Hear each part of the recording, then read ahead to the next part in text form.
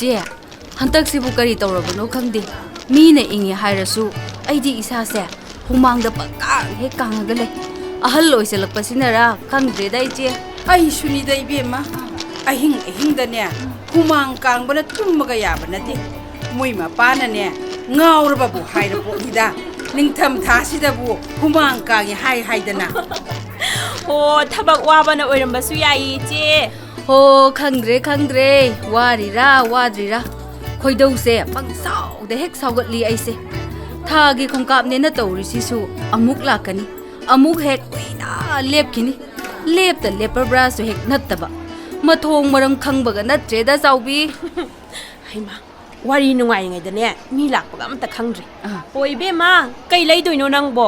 ine phanem te yenge na tawbane ine khoi gi wari se sum tarami bane adu ine kaugan bi khokan bi tawbro mapali pan toina thokpa isada hainingba tawningba poktabro adumak tawine bema nate nang su tawbro ine ai di tawdriye ine hoi gi chahi matang sinani akhoi masu chahi kharagi mamangda tawgi adubu akhoi je banina koiba mapani pan khara pubibadagi amumuk haraujana leizai mathanta leirabadi kari mata tawo yaba nate kari no ne bema ine khoi di khangdre masibu laina ro ahal laina kaido naba ngo hawruklama le ne mase laina nate adubu masimiyai chalabi nupi khuding makta thokpa hakchangi ahongbani aishu ine khoi gi chahi matangda thengnarakadori bani ine masi nupi ayambana karino haiba khangnade masi english ki wahaida menopause haibadi thagi khongkap lepa perimenopause haibadi leplamdai matam haina khangnai matamsta nupi oibigi hakchangda ahongba kaya lai masina ngasaidagi ine hoina hainariba mayamdo miyai chalabi nupi khudingmak thengnai adubu masana aingonda tawribase asini haina khangbadi ngamgande kadai dagi khangadage doibe ma ine khoi dia lairik su phajana tamaudre do no ngan badagi numit taba phauba kaithel sida adum leire takpi na bu su leiba natte do masida sunatana ine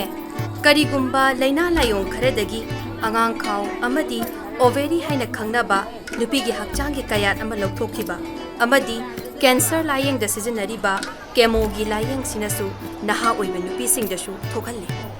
nangna haidba mayam se khangdaba mi mayam ama leiramgani do ini hoigi lekai gi nupi sune amatta khanglamgani thaja debo ine yamhan tanja chare lakliba november gi tang nipan english singani kunga manga thangje numita Khabeisoi da leiba Babina Hospital da MitSna Foundation ga Babina Hospital ga nasinduna doctor clinical psychologist dietitian yoga trainer na chingba akhang ai mayam su yauna masigi matangda nongmagi oiba khangmina bagi thoram ama pangthokadori akhang ai singsina perimenopause amasung menopause na pirak iba chaitheng singse laina ngak thokpang amangadori bani ibema moigi tudi ini hoidi chatpa yaroi dauri ne kaithel thadoklabadi chara hele danai khoidia ine adugi di wabiru no mayam gi yengaga MitSna gi YouTube channel da su thadokadauri aduna ine su sida phamna dum yengba yare masigi matangda nubioi bising khaktana tana imong manungi mipum khuding makna khangjan hobada yamna kanagani imong mahilangwa phauba phangadori bani ne ibe ma soidana yengani thoramase isagi hakchangi ahongba laklibasing ase mayek singna khangmangam hangadori bani menopause na pirakliba ahongba asi khangmin na bana mayam gi yaifamina bani ai koi gi hakchang ai koi gi pangal